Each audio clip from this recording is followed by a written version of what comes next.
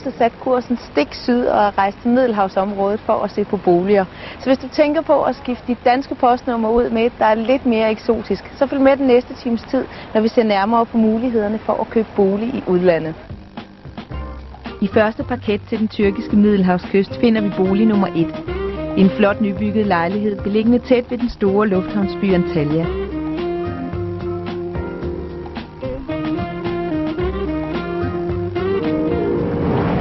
Herefter rejser vi til Frankrig for at se nærmere på den her skønne ejendom, der er møbleret af en engelsk indretningsarkitekt.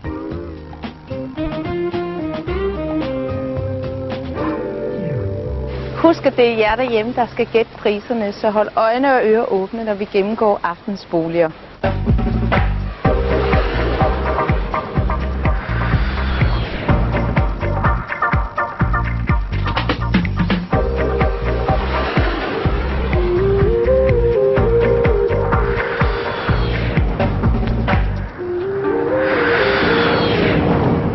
De sidste par år er boligmarkedet eksploderet i Tyrkiet. Der bliver bygget som aldrig før, og et af de helt store projekter her i Antalya i øjeblikket er boligkomplekset lige her bag ved mig. Komplekset, som man regner med, står helt færdigt her i løbet af 2004, ligger i første række til vandet. Og lejligheden, som vi skal op og se på, ja, det ligger kun og venter på at blive solgt. Lejligheden, vi skal se på, ligger lidt uden for den store tyrkiske lufthavnsby Antalya. Antalya er den største by på Tyrkiets Middelhavskyst, og tager man ind til byen, er der rig mulighed for at udforske Østens mysterier. Det kan for eksempel anbefales at opsøge et af de autentiske tyrkiske markeder, hvor turister sjældent forvilder sig hen. På markedet kan man opleve et handelsliv uden mage, fjern fra noget vi kender herhjemme. Alt kan erhverves i en god handel. Frugt og grøntsager i alle tænkelige afskygninger. Majs, vandmeloner i overstørrelse, æg og honning, der er så frisk, at man næsten stadig kan høre bierne summe. For en dansker er det også lidt af et syn at opleve, hvordan hele købmandsbutikken er kommet på hjul og er blevet parkeret i det fri. Her kan købes alt det, vi kender fra supermarkederne herhjemme, lige fra vaskepulver til hårlak. Mejerivognen kan heller ikke undgå at tiltrække sig opmærksomhed, når man sidst på eftermiddagen i 30 graders varme kan se nærmere på de udstillede oste og få sig en smagsprøve. På vej hjem fra markedet kan det anbefales at opsøge en af de mange strande, der ligger tæt ved byen.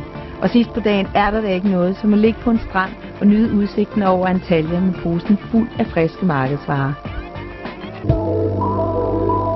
Lejligheden den er til salg hos der Nemlak Boliger i Antalya, og det er dig, Murat Özcak, der har vurderet lejligheden her. Ja. Hvordan står det til med boligmarkedet her i Antalya?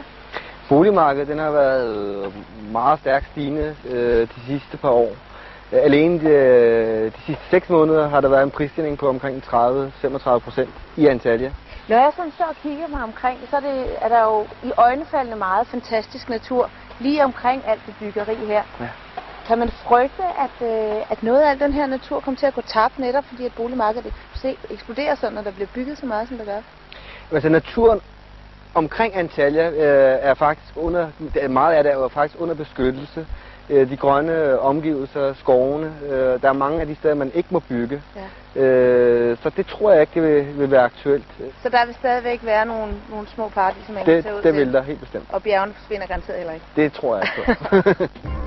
Lejligheden er bygget i 2003. Der er 140 kvadratmeter beboelse, og med til komplekset følger et stort fællesareal med blandt andet butikker, motionsrum og swimmingpool. Vi er endelig ude ved swimmingpoolområdet, hvor man har brugt en masse mosaikker i bunden for at gøre den endnu mere spændende og endnu mere indbydende. Den er meget indbydende lige nu, man godt den her varme, ikke? Den er også meget stor. Ja, men det har man jo taget højde for, fordi at der er jo så mange lejligheder, der er jo mange mennesker.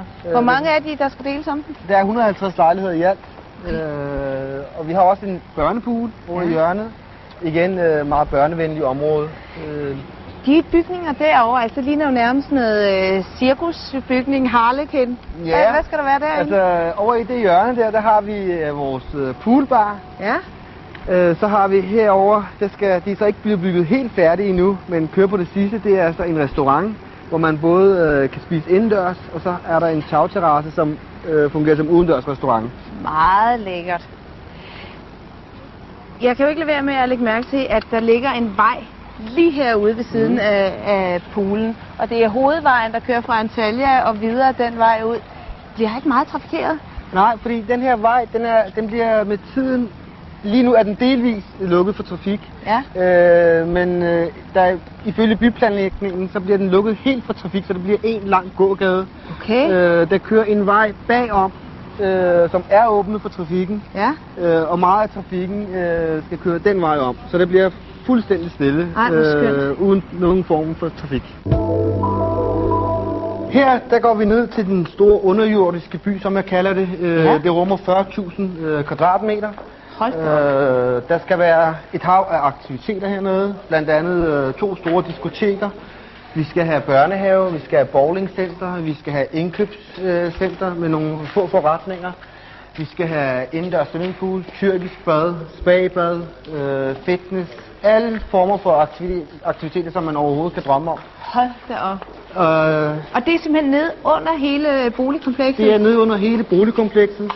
Hvad skal der være lige her? Herover det er den store diskotek. Der kan være 800 mennesker.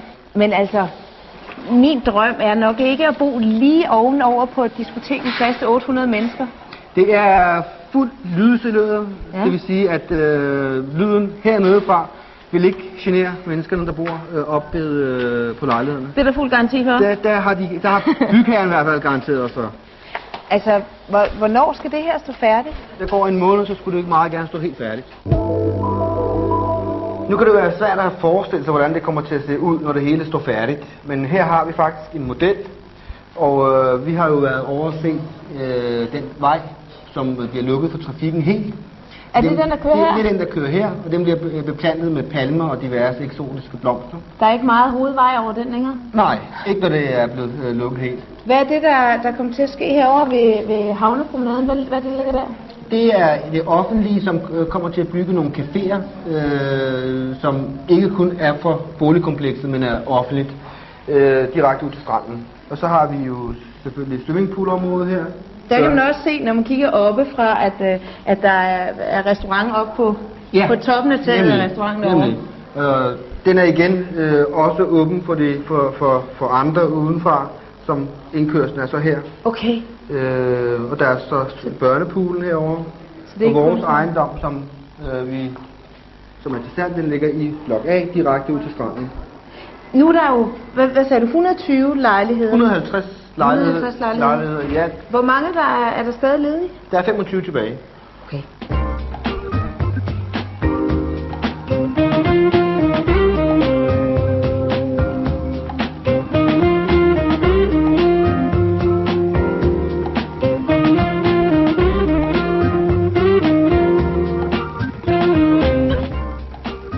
I lejligheden træder man ind i en entré med fordelingsgang. Herfra er der adgang til de øvrige rum, som udgøres af 2 soveværelser, et WC, et større badeværelse og en stor stue med åbent køkken. I næsten hele stuens længde er der installeret en kæmpe glasdør, der giver et flot lysindfald i stuen, og som samtidig giver adgang til den store overdækkede terrasse med panoramaudsigt over Middelhavet. Kom indenfor. Tak. Læg mærke til dørtelefonen. Der er simpelthen fjernsyn i. Nemlig, så kan man se, hvem der er, der ringer på. Af sikkerhedsmæssige årsager er det jo meget praktisk. Særligt når man bor på 8. sal, ikke? Ja, helt bestemt. Ja. Og en anden ting, du skal lægge mærke til, det er vores dør. Det ligner nærmest sådan en bankboks. Det er en ståldør af højeste kvalitet. Ja. Fuldstændig tyverisikret. Men sig mig, altså jeg troede, vi var i et pænt område. Er der grund til at føle sig utryg, siden der er alle de her sikkerhedsforanstaltninger? Nej, altså der er for det første fra